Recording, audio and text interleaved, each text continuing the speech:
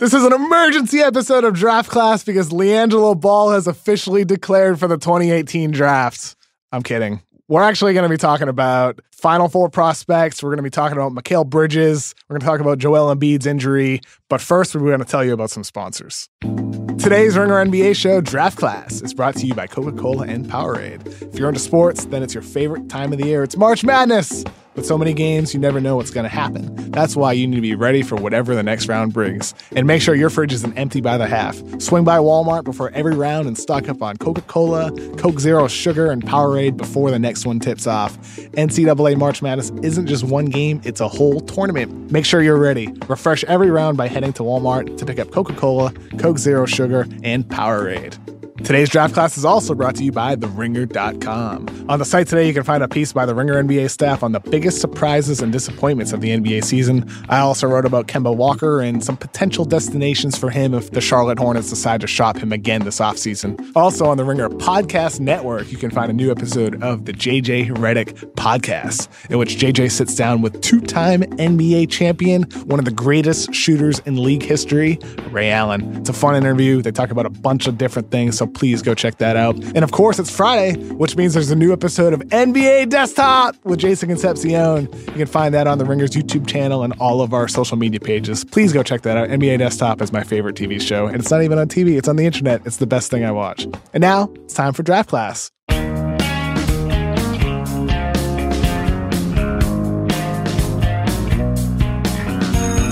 Welcome to the Ringer NBA show. I'm Kevin O'Connor, and this is Draft Class. Calling in from Dallas, Texas, as he does every single Friday, it's Ringer staff writer Jonathan Tjarks. What's up, guys? I got a little crowing. So on the Ringer NCAA tournament bracket, they have a yahoo.com for just our Ringer staffers. Number 1 and number 2 in the pool is your own Jonathan Tjarks and Kevin O'Connor. Draft Class is doing work, man. John, there's no way I'm going to stay there, though. Look, all I did was just pick the teams with the best draft prospects. That's it. That's the secret. Well, see? That's all I did. There you go.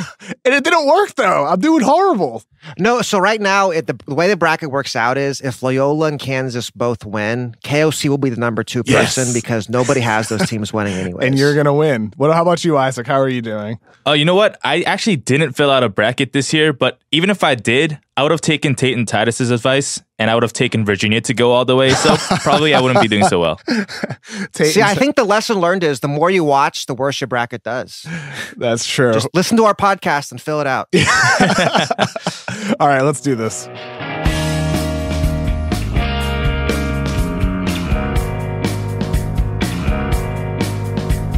We're an NBA draft podcast, but there's one super massive piece of NBA news that we need to react to, and that's Joel Embiid, Sixers center, is going to be out 2 to 4 weeks with an orbital fracture in his left eye that's going to require surgery. Markelle Fultz on Wednesday night, they were going for a loose ball, and Fultz's right shoulder that kept him out the entire season just happened to go into Embiid's head, and Embiid's out. This obviously has a significant negative impact on the Sixers. Jonathan, how do you think their team evolves these next 2 weeks or possibly 4 weeks into the playoffs without Joel Embiid heading into the playoffs? I mean, I think it could be okay for the rest of the season not having Embiid and letting other guys stretch their roles. But I mean, if Embiid's not there in the playoffs, that's just a real bummer for everybody. That guy's amazing. Yeah, I think with Joel Embiid, the last maybe 6 weeks or so since they were 25-25, the Sixers have been unbelievable with Embiid and Simmons on the floor at the same time. They have like a plus 24 net rating. When you take Embiid off and it's just Simmons, it's like plus 4. And they've barely played at all without either of those guys on the floor. So the issue is going to be how that team performs without either Simmons or Embiid. I don't think it's a problem in the regular season. Some rest isn't the worst thing in the world for Embiid's legs. Problem would be in the playoffs. You know what it's going to be? We're going to have to actually see Markelle Fultz play basketball now. Yes. Like he's actually going to do something and not just be like a mascot for the next few weeks. He's been fine. He's been okay in the first 2 games. I think his passing is translated immediately, really. His feel is showing. Obviously, the scoring is still a major question mark with the lack of a jumper, but it's going to be interesting to see the way they perform without Embiid. It could be a good thing for Brett Brown to experiment a little bit here. Perhaps a good thing to see how these guys fit together without Joel on the floor. It's a good thing to see how you can build around a guy like Ben Simmons. So I think the Sixers have kind of shown an interesting way to build teams in today's league. So like relating this to the draft, their team is just filled with size, length, versatility. It's so big, man. That's incredible. Yeah, they're big and long. I think that's really one of probably the key things we're looking for in the draft this year, right, Tjarks? Yeah, I mean, I think you're seeing it like the starting lineup right now for Philly. They go Embiid, Simmons, Saric, Covington, and then Redick. And like Redick's the smallest player at 6'4". Everyone else is like 6'9". It's so big and long. It's kind of what like I think we were all hoping Milwaukee would be, but it hasn't really worked out for them yet. But you have this like supersized point forwardish guy, and it lets you kind of play with the other positions and put a lot more size out there. And that's kind of the funny thing about this year's drafts, right? Look at the top. You got bigs, Ayton, Jackson, Bagley, Bamba, Porter, a big 6'10" forward, Doncic, a big 6'8" point guard, muscular as well. Mikal Bridges, who we've talked about, Miles Bridges, 6'8", 6'7", versatile guys that can defend multiple positions. Kevin Knox, up and down the lottery. It's just filled with guys who are versatile and big. It's like these guys are coming in at the perfect time for what the league needs today.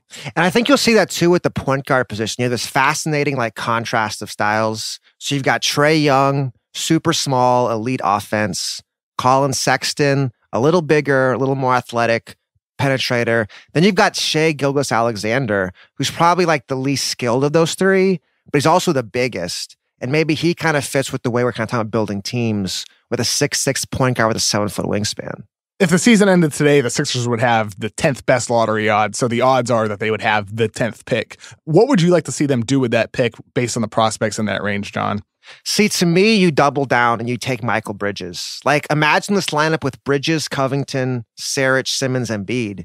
Everyone's at least 6'7". They're all 7-foot wingspans. Like, let's get even more length, even more athletic ability. I think, like, long-term, you put Bridges in the JJ Redick spot. I think that's probably the way to go. I don't think you can go wrong with adding more length. Whether it's Mikal Bridges from Villanova, who we'll talk about a little bit more later, or Miles Bridges from Michigan State, these versatile guys can plug into any type of lineup, regardless of what the rest of the players are. Like I think that's one of the difficulties building around Ben Simmons.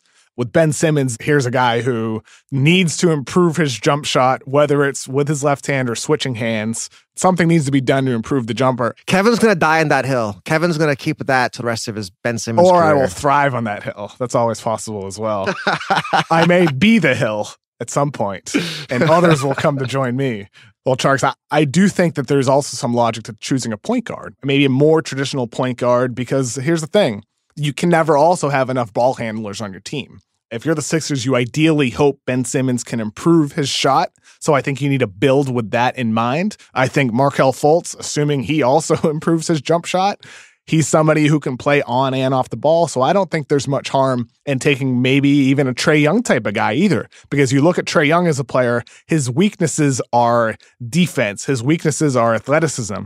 But if you put him on the court surrounded by length and athleticism, it could be an environment for him to flourish on offense and also allow him to be hidden on defense. So I think Fultz can play on and off if his jumper gets better, and Simmons, maybe in the future he can as well. Either way, I think Trae Young would, to me, if he were to slip to 10 or the pick ends up 9 or whatever, Young is just really, really tempting because he's just that spark that I think could really help elevate them. It would definitely be an interesting decision. I think like Philly's pick will be one of the most closely scrutinized because they're so close to where they need to be. And this could be like the final piece. And yeah, do you go all in on length or do you leverage that length to play a non-lengthy guy? I think if you're in Philly's position and you look at like the way the playoffs are going to go, and at a certain point, like all 5 guys, I'm not sure you can hide guys anymore. There was a good Steve Clifford quote about that a few weeks ago talking about Malik Monk.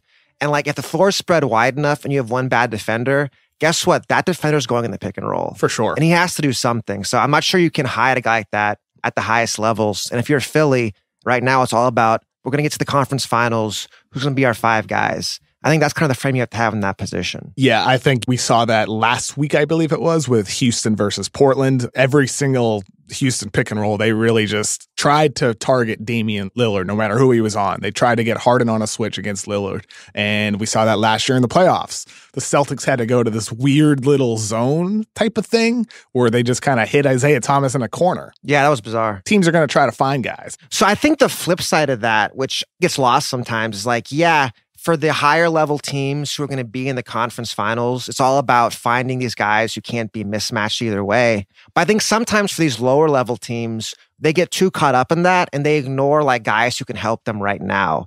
And that's kind of like, I'm writing an article for next week about Jalen Brunson and these kind of smaller NCAA point guards who slip in the draft. Guys like Brunson, Van Vliet, TJ McConnell, Yogi Ferrell.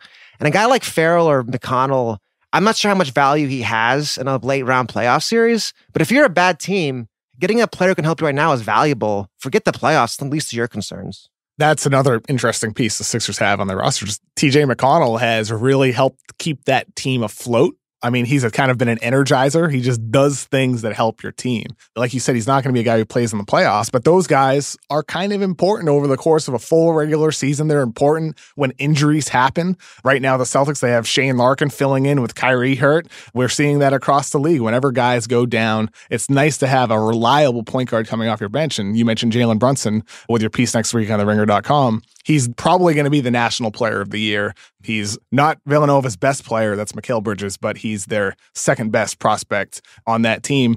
And I think he's the type of guy who he's probably going to be better than a TJ McConnell type. I think Jalen Brunson could become a guy who plays in the playoffs. I think he's a really, really good player. Yeah, I would say he's more on the Van Vlietish side of that spectrum. Okay, Van Vliet type. Yeah, I would say it's more on that end. Like Brunson, I saw a quote from Mike Nardi, who's former Villanova point guard, one of their coaches now. He played with Kyle Lowry. And he was basically like, Brunson's the best of all our point guards in college. I don't know how good he's going to be in the NBA, but you watch that guy play for like 5 minutes, and you fall in love with his game. That guy just knows how to play basketball. He never makes mistakes, great shooter, great decision maker, just smart and tough. I mean, you just gotta love watching that guy play. Brunson, okay, for anybody who hasn't watched college basketball at all this season or at all the last 3 years, but you're going to watch this weekend, Brunson is a junior point guard who has gotten progressively better each year at Villanova. I guess we should also say, too, this is Rick Brunson's son, so former NBA point guard, been around the game his whole life. And it shows that he had an NBA father. I think he is so intelligent on the floor. He's so versatile with the way he can score, can shoot off the bounce, can shoot off the catch. He's a smart, high IQ player. He plays hard. He's a little bit undersized at 6'2" with only a 6'3" wingspan, but there's some creativity in his game that allows him to finish amongst the trees inside. Look, the concern with him is going to be the athleticism aspect. It's going to be his ability to defend at the highest level. So that's why he's not a lottery pick. But I do think he could be a late first-round draft pick. I certainly think he's definitely going to be an early second-rounder at the worst. Brunson, to me, is one of those guys who, like a Malcolm Brogdon, if he's in the right situation, he comes right in and you're like, how'd this guy fall this far? He's another one of those type of guys because he just knows how to play the damn game. And it'll be a fun matchup this weekend. So you'll have Brunson on one side versus Devontae Graham on the other at Kansas. And they're both kind of in that senior point guarding mold. And that should be a really fun matchup between two guys looking to make some money for the NBA. Do you have any NBA comps for him? Brunson? Yeah. The obvious one is Van Vliet. I mean, I'll probably have to go back and look at some more. In the Ringer's 2018 NBA Draft Guide, we have 3 comps for him. Mark Jackson, Derek Fisher, Luke Ridenour. Oh. I think those are all fair. Mark Jackson is a good one. He's got some like slow down, big butt Mark Jackson. For sure. Before we move on, we're going to take a quick break and hear from our sponsors. Today's draft class is brought to you by the Google Assistant. With the Google Assistant, you can complete over 1 million actions on your phone, in your car, and around the house. For example, hey Google, will I need an umbrella tomorrow? Yes, it'll rain in Los Angeles tomorrow from 6 a.m. to 4 a.m. with a break from 7 to 11 p.m. There is currently a flash flood watch in effect. Download the Google Assistant. Today's draft class is also brought to you by Ladder. If you're looking for life insurance, check out Ladder. It's the quick and easy way to get life insurance online. It's the 21st century. You shouldn't have to wait for weeks to get life insurance in place. With Ladder Life, there are no commissioned agents and no policy fees. You can be done in minutes. Visit ladderlife.com/NBA and answer a few quick questions to get a free quote. If you like what you see, you can apply and get an instant decision on fully underwritten life insurance in less than 10 minutes. Coverage can start today if you qualify. apply. Ladder provides customers with a quick application process that saves you time and frustration because you answer only the questions that are relevant to you. Coverage is available from $100,000 up to $8 million. Ladder's dynamic life insurance lets you get something in place now and apply for more or decrease your coverage with no penalties or fees. With Ladder Life, you get instant decisions and instant peace of mind. Visit ladderlife.com/NBA to get a free quote and get life insurance checked off your list today. And now, time to go back to draft class. And we're back. We're going to talk about now some of the prospects playing this weekend in the Final Four that have a chance to play themselves into the NBA draft conversation. These might be guys who are currently projected as late second rounders or maybe not even going to be in the draft, but with big weekends, we think could enter the discussion as guys who could potentially test the waters if they have big weekends. Obviously, we have Michigan and Loyola Chicago playing, and then Kansas and Villanova. Tjarks, is there a prospect on any of these four teams that stands out to you as a guy who could play himself into the NBA draft conversation? Well, the guy I'm really wondering about as a guy I think I should stay next year, that's Malik Newman. He's been incredible in the draft, in this tournament so far. Like, this is a guy who can dribble into threes, and that's really, really valuable. And as you all saw last weekend, he destroyed Duke's zone.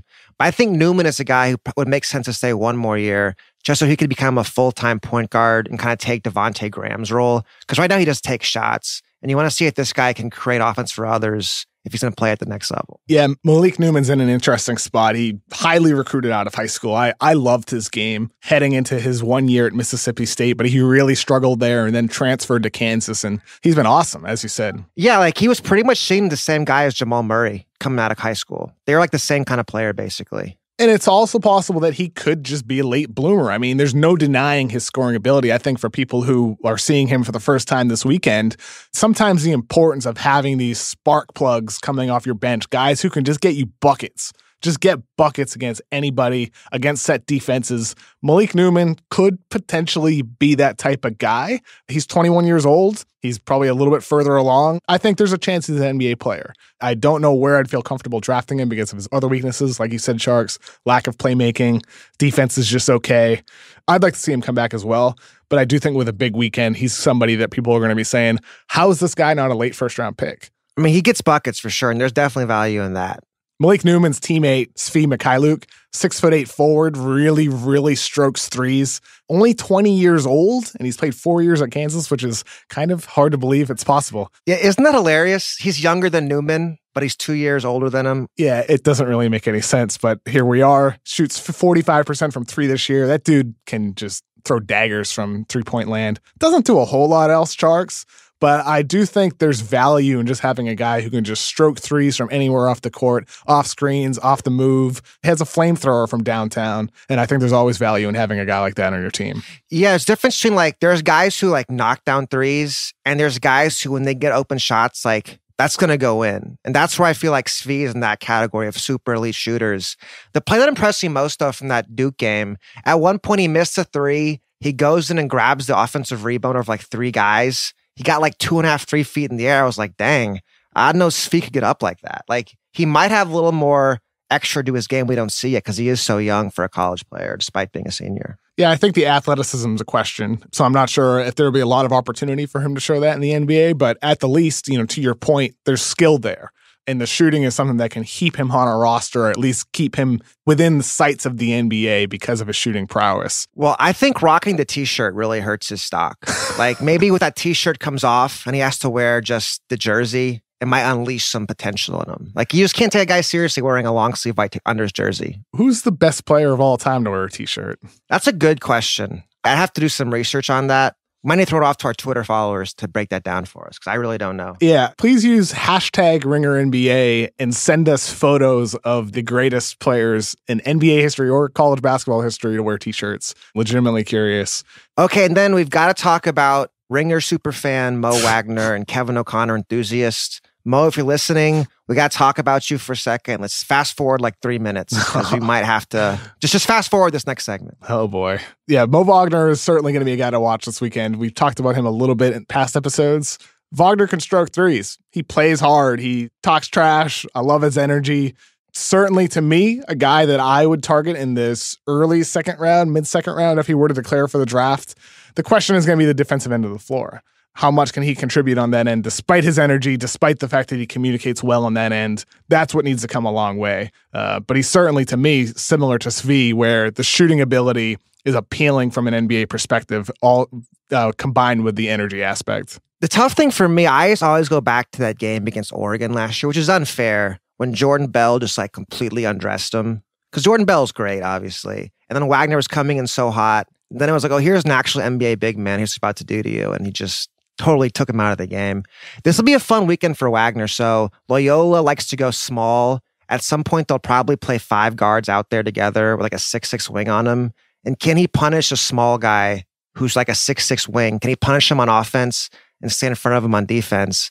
And that'll be important for him in the next level. And if they get past that, he'll either have to play a massive 7-foot center and Azubuike for Kansas, or play a guy like Omari Smelman, another like big man who can go off the dribble and attack him at 3-point line. So Mo Wagner's defense will be challenged a lot this weekend. For sure. It'll be interesting. Against Sister Jean this weekend, the only real NBA prospect on that team is Dante Ingram, 6'6" guard, versatile, does a lot of things out there on the floor. I hope there's situations where we see Wagner on switches against these guys. I was disappointed that in the game against Texas A&M, we didn't see him much against Robert Williams. I was hoping that would be the matchup of the game, but it wasn't even a game. Michigan just stomped on Texas A&M from the start. Okay, Kevin, I got to ask before we finish this segment. Sister Jean, where's she going in the draft? How much money should she make next year in the NBA? Well, my top 3 prospects this year, John.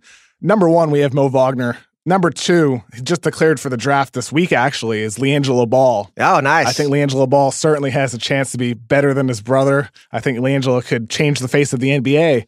But then the person who can change the face of the planet drops to number 3, and that's Sister Jean. I certainly think she has high upside to change the NBA, as she said today, that college basketball is pure and the NBA is not because money's in there. So I think she can do some good in the NBA world. Wouldn't it be hilarious if she got like $1 million contract at like 98, was like, all right, I was wrong the whole time. Let me get paid. Honestly, dude, after this tournament, if Loyola Chicago goes all the way and wins this whole damn thing, someone's going to drop the bags for Sister Jean. That's for sure. We need her in the NBA. The Mavs need her. Sister Jean, come pray for Dallas. We got 2 games this Saturday, then the championship game on Monday. As I said earlier, Michigan takes on Loyola Chicago, then Villanova versus Kansas. Tjarks, what are your predictions for this weekend? So I'm going to go Michigan wins, Villanova wins, and then Nova wins on Monday. Ditto to that. Ditto to that. I think Nova wins the whole thing. And I think here's the interesting part, Tjarks. I think there's going to be a lot of NBA coaching openings this summer. I think there could be potentially up to 10, 8, 9, 10 openings. And I think a coach people are going to chase is the guy at Villanova, Jay Wright. I think a team will go hard after him. If there's a guy who can make the transition, it's Jay Wright. The system he utilizes at Villanova, I think, can perfectly be replicated in the NBA. I think he's proven that he can win with different type of personnel. He's a great coach. I think the big thing if you're Jay Wright is you want to find a good job. Be like Brad Stevens. Be very, very picky about the kind of job you get. Because if you go on the wrong team, it doesn't matter what you can do in the NBA. You're going to be fired really fast. So what is an appealing job? Because if you go up and down the teams that have openings, you have a team like the Bucks, you have teams like the Suns. I think there's a chance the Orlando, Atlanta jobs potentially open up. Okay, see, Orlando is not an appealing job. Exactly. Orlando is not. So in 2016, before the Suns hired Earl Watson, their favorite at the time was Jay Wright. And just this week, Suns general manager Ryan McDonough said on a radio program in Arizona that they're willing to pay big bucks to get a high quality, top quality head coach. And if you put 1 and 2 together, in 2016, they wanted Jay Wright. Now they're willing to pay big to get a guy. Doesn't it make conceivable sense that they might target a guy like Jay Wright? Or should at least try to. If I was Jay Wright, I'd wait for the lottery. Like if they can get Doncic and Booker together, that would be an interesting coaching job. But I mean, obviously the Bucks the job you want. Oh, for sure. You coach Giannis. Yeah. That's the job you want. I think you wait until after the lottery as well. I think when the Celtics hired Brad Stevens, it wasn't until July 3rd, 2013. That was when it was officially announced that he was going there. So I think Jay Wright is somebody who can take his time and see what jobs open up. And that assumes that he would even leave Villanova. We're just speculating here, but he is somebody in the past that has said he'd entertain it, at least. If he wins 2 and 3 years, he's pretty much left college at the top of his game. For sure. I mean, I think, though, at the end, like, You remember like Steve Kerr a few years ago? He's picking between the Knicks and the Warriors. The most important coaching job you can do is pick the right team, man. Yes. There's going to be some openings this year with appealing players on it. I think if the Bucks look elsewhere, who wouldn't want to coach Giannis? You're looking at Phoenix. If you're a coach, you're looking at that team. You're seeing Devin Booker as a superstar. You're seeing tons of assets and flexibility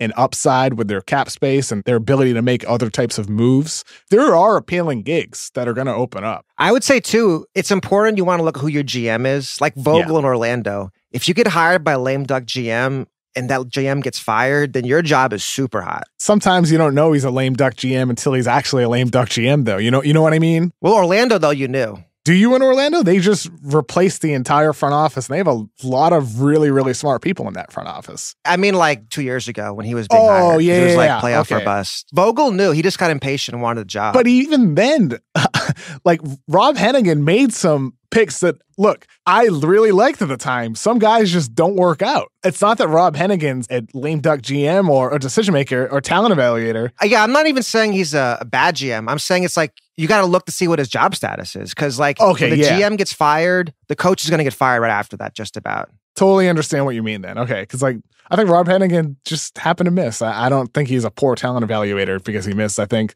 some guys just unfortunately didn't pan out for that organization. But yes. I mean, look at Oladipo, right? What's a good pick now? For sure. Sometimes it's not even the picks, it's when decisions are made. But I do think Jay Wright is a guy. You'll see him this weekend in his perfectly fitted suit, coaching Villanova, probably to a national title. I mean, he'll be the best dressed coach in the NBA, probably. I think that man can dress. So top dressed NBA coaches, Eric Spoelstra's up there. I think Jay Wright would probably take the cake immediately from day one, I want to say. Yeah. That's a good reason to hire him. We're going to take another quick break and talk to you about Coca-Cola and Powerade plus Sonos. Today's draft class is brought to you by Coca-Cola and Powerade. If you're into sports and it's your favorite time of the year, it's NCAA March Madness. With so many games, you never know what's going to happen. That's why you need to be ready for whatever the next round brings. And you got to make sure your fridge isn't empty by the half. Swing by Walmart before every round and stock up on Coca-Cola, Coke Zero Sugar, and Powerade before the next one tips off. Coca-Cola is the official fan refreshment of the NCAA. Be ready to watch all the games by picking up Coca-Cola and Powerade all tourney long. Since moving to LA, I've been watching the tournament every single weekend with my coworkers at the Ringer's offices in Hollywood. It's been great. Been watching with Titus and Tate, with Zach Schwartz, Pat Maldani. Been watching with a whole bunch of different people. It's been amazing watching with other people, but what we got to do this week is we got to stock up. We got to get ready. We got to have some drinks ready to go. So we're going to get some Coca-Cola, some Coke Zero Sugar, and we're going to get some Powerade as well. So what happens when your team's out early? You still got to watch. NCAA March Madness isn't just one game. It's a whole tournament. Make sure you're ready. Refresh every round by heading to Walmart to pick up Coca-Cola, Coke Zero Sugar, and Powerade. Today's draft class is also brought to you by Sonos. Sonos, Playbase, the Sonos One speakers, they have changed my life, to be honest. I've never felt better watching TV in my own apartment. I'm loving it. Just last night, The Weeknd dropped a brand new EP called My Dear Melancholy, and I went on my phone onto the Sonos app, and I searched to make sure iTunes had it uploaded, and I picked it and had it play from my Sonos speakers. I just laid back while prepping for today's show and just enjoyed it. And it was beautiful. It sounded so good and so full in my living room. Hearing it on my Sonos speakers has really changed my movie watching, music listening experience. It has been beautiful. And now, guess what? You can enjoy it too. Sonos is offering the listeners of the Ringer NBA podcast 10% off one order of $2,500 or less for any product on Sonos.com. Use the promo code RINGERNBA10. That's capital Ringer NBA 10 at Sonos.com to receive this offer. This offer is available for a limited time only and cannot be combined with other discounts or promotions. And now, back to the show. And we're back. We're going to talk about some quick news bits. Some guys declared for the draft this week. Some guys decided to go back. One of the guys who decided to declare after his sophomore season that you really loved last year was Maryland forward/center Justin Jackson. Yeah, so Jackson is your classic combo 3-4 forward, but he's big-bodied, 6'9", 220, 230, really long. He might be able to play some small ball 5 in the NBA, and that's kind of like your athletic playmaking combo guy. Unfortunately for him, he hurt his shoulder before the season started, played 10 games and was terrible, and then had to get season-ending surgery. And so he pretty much lost millions of dollars probably going back to school. It really was unfortunate. And that's kind of the risk. I mean, I like Jackson too. I didn't love him quite like you did last year. But I certainly think he's still maybe somebody, if you're in the second round, you'd want to pluck him and see what you can turn him into. And that's the fear with a guy like Daniel Gafford, a really, really athletic center who decided to go back to school for his sophomore season. He was projected perhaps as a mid-first rounder this year. He might have dipped into the lottery. I think there's certainly a chance he could have if a team wanted to build around a rim-running center. But Gafford decided to go back. I think it's kind of a curious decision. I think he should have declared. I think it could end up being a mistake in the same way it may have been for Jackson. Tjarks, are you with me, or like, what are your thoughts on Gafford? Well, see, I think it makes sense to go for him. I think like if you're going to go back to school, it should be because like you could get a bigger role in the offense and develop your game more in college. But like Gafford's a rim running center. He is who he is. And like there's a chance he gets hurt, but he'll have the same role he had this year probably. So like what's he benefiting from going back? It's like with Robert Williams at A&M last year. It's the same thing. So to me, like if you're a big man who needs a good point guard around him, you might as well go to the NBA where there's good point guards everywhere, where it's going back to school and depending on your teammates. So like the one guy who might make sense to come back to school is someone like Lonnie Walker, because he could have a bigger role in the offense if he comes back as a sophomore year. But the risk even then is getting injured, like his teammate Bruce Brown at Miami. You get hurt and your stock is done, basically. Yeah, if I were an agent and, pursuing one of these guys, I would be real with them and I would be like, look, anytime you're already probably going to be a mid-first round draft pick or even a mid to late first round draft pick, now's the time to go. Because I think there's a higher percent chance that these guys, when they're freshmen and sophomore, there's a higher percent chance that their value just kind of sours and they end up in the early second round or the mid-second round or maybe even undrafted in some cases, more so than there is that they rise up into the lottery. I can't really recall many guys at all that have done that. So I always think of a guy like Grayson Allen. After his terrific sophomore season at Duke, scored 21 points per game. He was really awesome that year. I had him ranked as like, I think 16th or 17th mid-first round draft pick, and he hasn't been quite the same guy, at least from a statistical or production standpoint, the past 2 seasons. I still like him as a prospect a lot more than other people do, but he's not going to be a first-round pick this year when he probably would have been 2 years ago had he done it. I just think there's so much risk in going back, never mind with injury, but just the fact, the bias against age. Not many seniors go high in the draft. It's a significant risk. And two, with Grayson Allen, like as a sophomore, he was like the guy at Duke. Like he wasn't going to get a bigger role going back to school. So he kind of showed what he could do with the big role. Like I think like the guy who makes sense to go back is a guy like Michael Bridges, because he got a bigger role every year in the offense. It kind of grew out. But once you have that big role, like all you can do really in college is get worse at that point. Because you've already been the guy, you've already gotten all your shots, teams built around you. You're just going to get kind of stagnant going back to school at that point. Yeah, I think when you see guys declare when they're young and you're like, how the hell is this guy declaring for the draft? Probably because they might have other outlets other than in the NBA. Because when you declare, it could mean that you're going to play professionally overseas. But to your point, Tjarks, another guy like Keita Bates-Diop, it would have been foolish for him to declare after his freshman season. Guys should go back to school when they're not even on the radar. That's when you got to go back. But when you're a projected mid-first round draft pick, like Keita Bates-Diop is after his junior season, it's time to go, man. Go to the NBA. Strike while the iron's hot, just like you said earlier, Tjarks. Well, the thing too, it's like with declaring for the draft, a lot of it is like your college team. So a tough decision will be like Gary Trent and Duval at Duke. They're probably not going to be first round picks.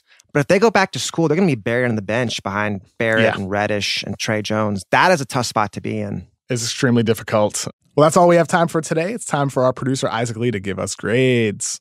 Okay, I'm going to start with you, Kevin O'Connor, a.k.a. Kevin O. Crew Cut. Oh, he got a haircut? Uh-oh. Yes, he did. He came in with a fresh new haircut. It is much shorter than it was before. I think it looks great. Obviously, this is an audio-only medium, so all you listeners out there, and Tjarks, who's in Dallas right now, you're just going to have to take my word for it, but I think it looks great. I say great on looks only, Isaac. Just great on our looks. That's all that really matters anyway. I am indeed that superficial of a person.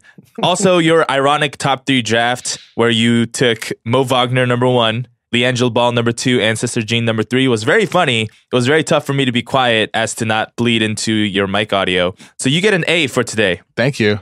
On the other hand, Jonathan Tjarks, you said Michael Bridges again. It's Mikal Bridges. I knew I forgot something. You said Mo Wagner again. It's Mo Wagner. Tjarks, it's like if I called you Jonathan Tjarks. You know what I mean? People do it all the time, Isaac. I let it roll right off me. Tjarks would be pretty good. That's pretty close. Tjarks. I mean, there's a T there. Funny. There's a T before the J.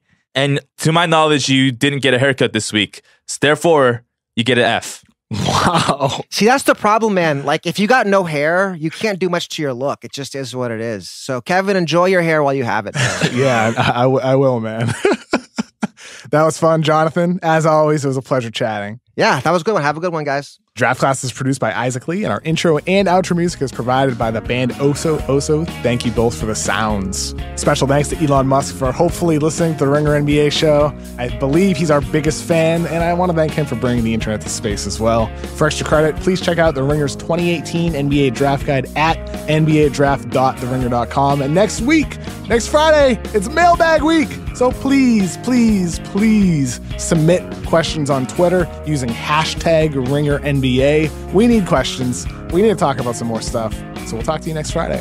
Peace out.